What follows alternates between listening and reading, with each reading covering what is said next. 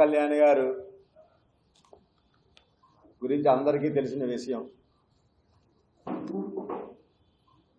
ఆయన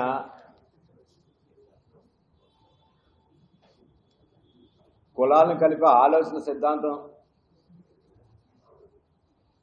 అంతేకాకుండా ప్రజలు అందరూ బాగుండాలని కోరుకునే జననాయకుడు శ్రీ పవన్ కళ్యాణ్ గారు.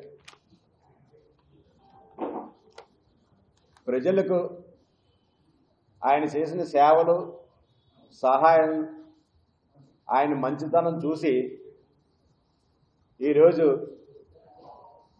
100% స్ట్రైక్ రేటు ఇవ్వడం జరిగింది. అంతేకాదు,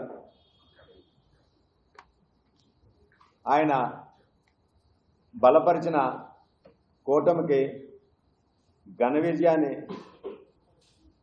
ఇచ్చి పరిపాలన అందించడం కూడా జరిగింది. కానీ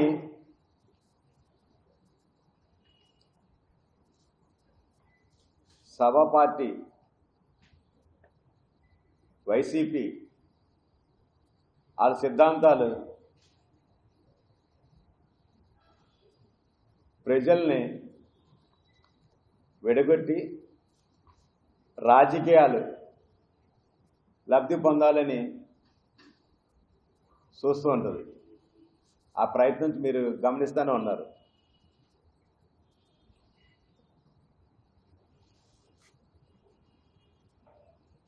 జగన్ గారి ఆలోచన విధానం ఎలాగుంటుందంటే,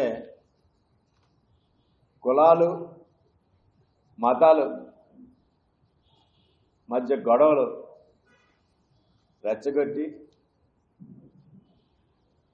బాగా మంట పెట్టి చలి కాసుకుంటుంటాడు. అతను ఎప్పుడైనా ఏదైనా అతను స్టార్టింగే అంత శవం దొరికితే చాలు రాజకీయం చేయాలన్న దురాలోచనే తప్ప వేరే ఆలోచన ఏమీ ఉండదు అతనికి. ఎగ్జాంపుల్, ఒక కందుకూరి నియోజకవర్గంలో దారకానిపాడు గ్రామంలో ఆర్థిక లావాదేవీల మధ్య గొడవ, ఆ నేపథ్యంలో జరిగిన హత్యను ఈ సవరాజకీయ పార్టీ 2 కులాలకు ఆపాదించి దాని ద్వారా లబ్ధి పొందాలని ప్రయత్నం చేస్తుంది.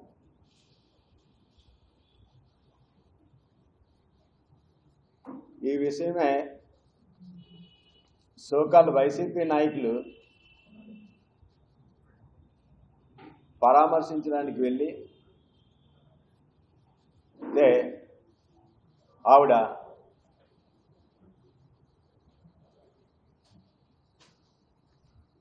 నిజంగా మృతుడు భార్య ఆవిడ పుట్టిడు దుఃఖంతో ఉండి కూడా కులాలను అంటగట్టొద్దు, రాజకీయం చెయ్యొద్దు అని చెప్పడం జరిగింది. అయినా ఈ వైసీపీ, ఈ సవరాజకీయ పార్టీకి బుద్ధి లేదు. వీళ్ళు ఆసుపత్రిలో చికిత్స పొందుతున్న వాళ్ళ దగ్గరికి వెళ్ళి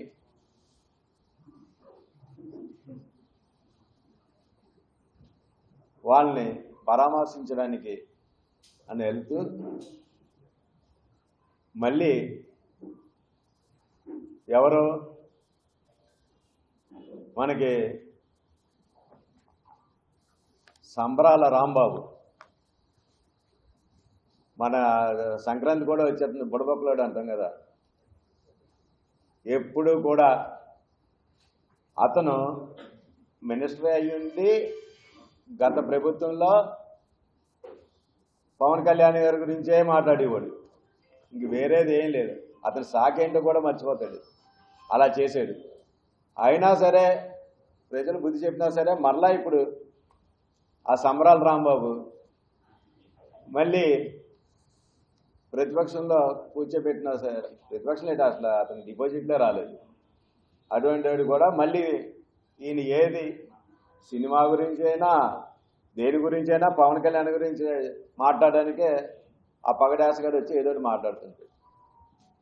అలాగే మన జక్కంపూడి రాజా గారు, అలాగే వంగవీటి ఆ పేరు, ఆ ఇంటి పేరు బ్రాండ్ని వాడుకొని ఏదో చేసేద్దామని ఏదో మాట్లాడుతుంటాడు నోడుదోలు నరేంద్ర గారు. వీళ్ళు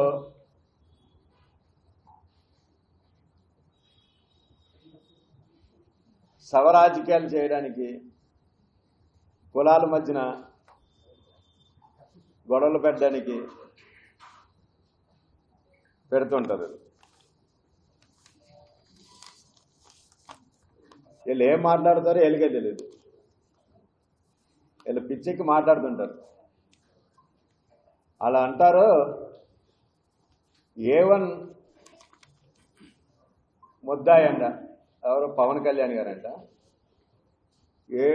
చంద్రబాబు నాయుడు గారు, లోకేష్ గారు A2, A3 చేర్చాలంట. A1 అంటే మనకు గుర్తొచ్చేది ఎవరో, జగన్మోహన్ రెడ్డి గారు. అతను ఆర్థిక నేరస్తుడు, కరెక్ట్గా సూటబుల్ కూడా అతనికి, జగన్మోహన్ రెడ్డి గారికి. అటువంటి జగన్మోహన్ రెడ్డి గారు అంటే పచ్చకామలో ఊరంతా పచ్చగా వైసీపీ పార్టీగా A1 ముద్ద అని పెట్టుకుని అందరినీ కూడా అలా చూడాలనుకుంటున్నారు వీళ్ళు.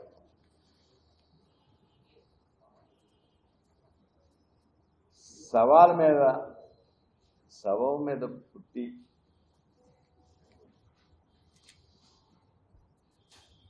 శవం పేరుతో పెట్టిన పార్టీ ఏదైనా ఉందంటే వైసీపీ పార్టీ. తన తండ్రి రాజశేఖర రెడ్డి గారు చనిపోతే ఆ శవం మీద ఏ రాజకీయం చేశాడో అందరికీ తెలుసు. అతనికి శవం ఉంటే చాలు, ఇంక వేరేదేం అవసరం లేదు. చావు కుటుంబాల్లో ఏడుపులు వినిపిస్తే అది సుప్రభాతంలో ఫీల్ అవుతుంటుంది. ఈ సందర్భంగా మీకు నేను సినిమా వరకు గుర్తు చేయాల్సింది ఏంటంటే, స్పైడర్ సినిమాలో విలన్ క్యారెక్టర్ ఉంటుంది, ఎస్జే సూర్య గారు. అతను సైకో క్యారెక్టర్. ఏదైనా శవాన్ని చూస్తుంటే ఆ ముఖాల ఆనందం, ఆ చిరునవ్వు మన స్పైడర్ చూసిన వాళ్ళందరికీ తెలుస్తుంటుంది. సేమ్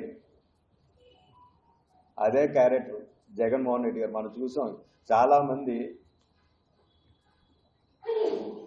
ఎవరైనా చనిపోతే ఆయన వెళ్ళి పరామర్శించేటప్పుడు ఆయన నవ్వు అది కూడా సేమ్ క్యారెక్టర్ జగన్మోహన్ రెడ్డి గారు.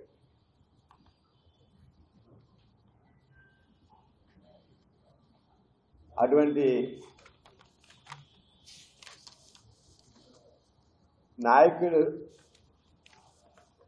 నాయకుడికి ఇంకా ఆ చెంచాగాళ్ళు ఎటువంటి వాళ్ళు ఉంటారో మీకు అర్థమవుతుంది కదా. సేమ్ వాళ్ళకి మంచి బుద్ధులు ఎక్కడ వస్తాయి?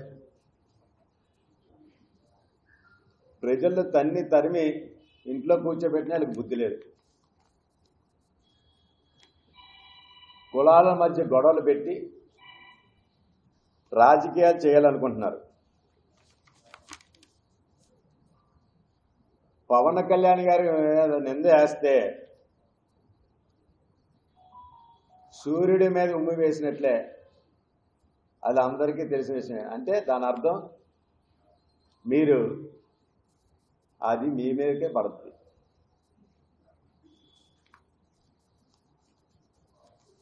వైసీపీకి కనీసం జ్ఞానం లేదు. ప్రతిదీ కూడా మీకు చిన్న ఎగ్జాంపుల్, వాళ్ళ అధికారంలో ఉన్నప్పుడు గతంలో రైతులకి వచ్చిన నష్టపరిహారంలో కూడా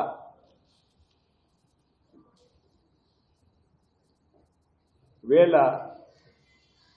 పార్టీకి అనుకూలంగా లేని వారిని కులాలుగా విభజించి వాళ్ళకి లబ్ధి చేకూర్చడం లేదు. అది అందరికీ తెలిసిన విషయమే, ఎవరికి కూడా లబ్ధి చేయలేదు. అది ఈ యొక్క వైసీపీ యొక్క సవరాజకీయ పార్టీ యొక్క చరిత్ర. ఈరోజు కాపు కార్పొరేషన్ పెట్టి కార్పొరేషనే నిర్వీర్యం చేసిన వ్యక్తి ఎవరైనా ఉన్నారంటే ఆ వ్యక్తి జగన్. ఇంకో విషయం ఏంటంటే ఇదే కార్పొరేషన్ చైర్మన్ ఉన్న రాజా, జక్కంపూడి రాజా, ఈరోజు కుల రాజకీయం చేస్తున్నాడు కదా ఈ వ్యక్తి. కాపు కార్పొరేషన్ చైర్మన్గా ఉన్నప్పుడు ఏ కాపు విద్యార్థికైనా ఈయన చేయూతనిచ్చాడా? విద్య కోసం ఏదైనా విదేశాలకైనా ఒక్క వ్యక్తినైనా పంపించాడా?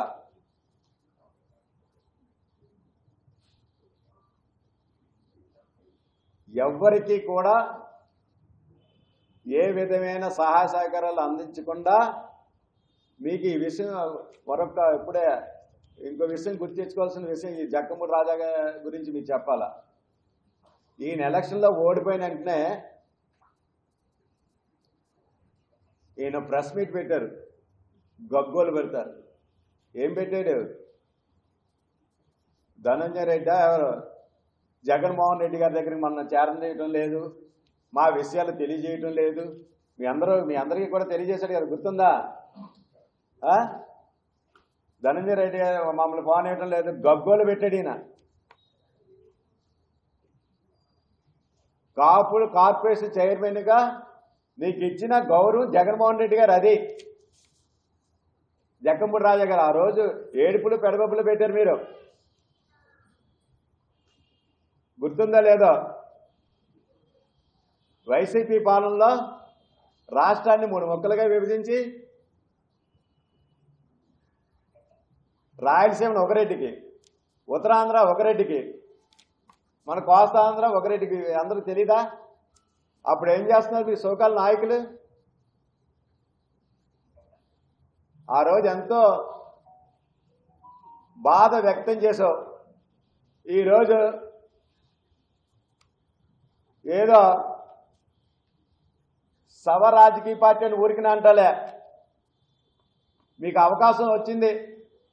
ఎక్కడా సభ జరుగుతుంది, దానికి కులముద్ర వేయడానికి మీ నాయకుడు చెప్తాడు, మీరు వెళ్తారు. అతనికి ఏ విధంగా న్యాయం చేయాలి,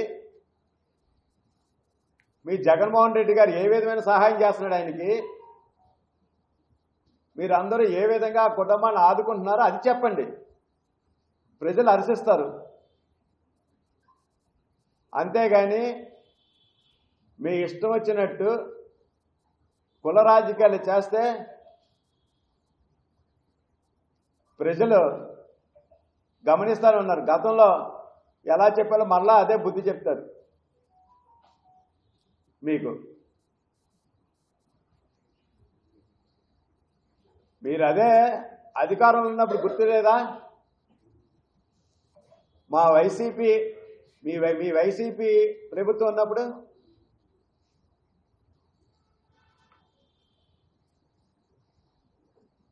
మా వీర మహిళలు మీ సామాజిక వర్గం చెందినలే కదా. ఆ రోజు మీరు ఏ విధంగా ప్రవర్తించారో మర్చిపోయారా? ఆ రోజు మీ కులం గుర్తులేదా? జగన్మోహన్ రెడ్డి అన్న మీకు గుర్తుంది? ఈరోజు పవన్ కళ్యాణ్ గారిని ఏ విధంగా విమర్శించినాలో వాళ్ళ పరిస్థితి మీరు ఇప్పుడు గమనిస్తాను ఉన్నారు. ఇంట్లో మూల కూర్చుని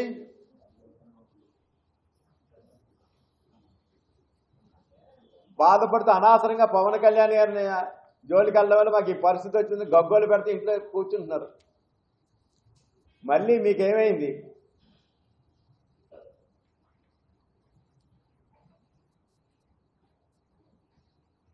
మీరు ఏదైనా సహాయం చేయాలనుకుంటే మీరు ఏం సహాయం చేస్తున్నారు?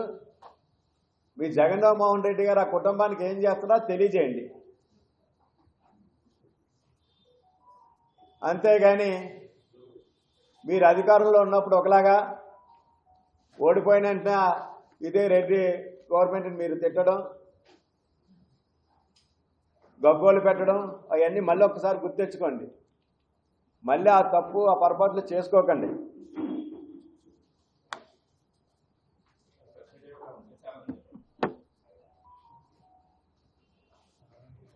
మీ ఇంకో అతను ఉన్నాడు, మనకి రాజకీయంలో బబ్బుని ఎవరైనా ఉన్నాడంటే మనకు గుర్తొచ్చేది అంబటి రాంబాబు. మంత్రిగా అన్ఫిట్, ఎమ్మెల్యేగా అన్ఫిట్. కాకపోతే సవ రాజకీయాల్లో మాత్రం ఫిట్ ఈ అంబటి రాంబాబు, సరదాల రాంబాబు. ఏంటంటే ఆయన సత్తెనపల్లి నియోజకవర్గంలో చిన్న పిల్లోడు చచ్చిపోతే ఆ శవంపై ఆయన ఎన్ని లక్షలు సంపాదించాడో అందరికీ తెలిసిన విషయం. దాంట్లో మాత్రం ఫిట్ ఈయన. అతను కూడా పవన్ కళ్యాణ్ గారిని విమర్శించడమే. ఆ పగడాస్ గారు, వీళ్ళందరికీ దేవుడు మరొకసారి దేవుని ప్రార్థనలకి బుద్ధి జ్ఞానాన్ని ప్రసాదించమని.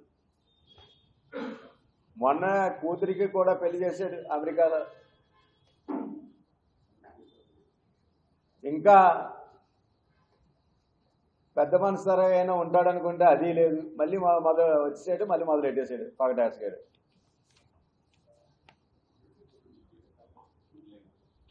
వాళ్ళందరూ కూడా పవన్ కళ్యాణ్ గారిని విమర్శించడం. ఒకటి, వైసీపీ నాయకులు కూడా ప్రజలు వీళ్ళ గురించి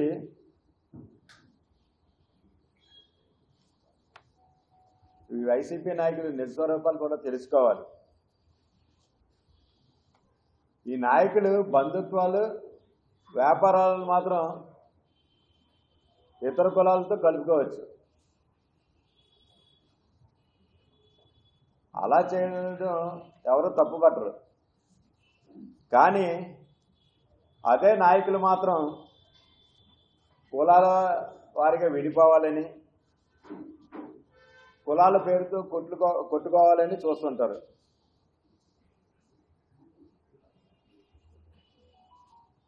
కులాలని కలిసి ఉంటే వీళ్ళు తట్టుకోలేరు. ఈ వైసీపీ, ఈ సవరాజకీయ పార్టీకి బతుకుండదు. ఆ భయంతో కులాలుగా విడిపోవాలని కోరుకుంటుంటారు. ప్రజలకు విజ్ఞత ఉంది, అన్నీ గమనిస్తున్నారు.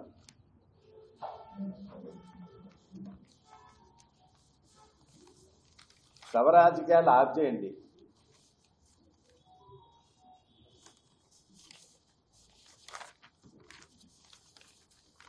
ఇదొకటే కాదు, వాళ్ళు అస్సలు అందరూ ప్రజలందరూ గమనిస్తారు. ప్రజలు చాలా తెలివైన వాళ్ళు. కానీ అస్సలు ఉద్దేశం ఏంటంటే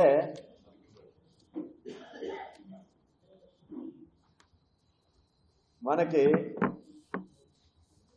గౌరవ ప్రధానమంత్రి నరేంద్ర మోడీ గారి సహాయ సహకారాలతోటి శ్రీ చంద్రబాబు నాయుడు గారు, గౌరవ ఉప ముఖ్యమంత్రి శ్రీ పవన్ కళ్యాణ్ గారు ఆంధ్రప్రదేశ్ రాష్ట్రాన్ని పారిశ్రామికంగాను వాణిజ్యపరంగా అభివృద్ధి చేస్తున్నారు. తెలుగులో న్యూస్ కి ఫాస్టెస్ట్ యాప్ ఇప్పుడు టోటల్లీ న్యూ అవతార్లో జస్ట్ 5 seconds లో కంప్లీట్ న్యూస్. సోషల్ మీడియాలో ట్రెండ్స్ కి one stop solution. Live TV app voice search option తో ఇప్పుడే డౌన్లోడ్ చేయండి లేదా అప్డేట్ అయిపోండి. యాప్ లింక్ డిస్క్రిప్షన్ లో ఉంది.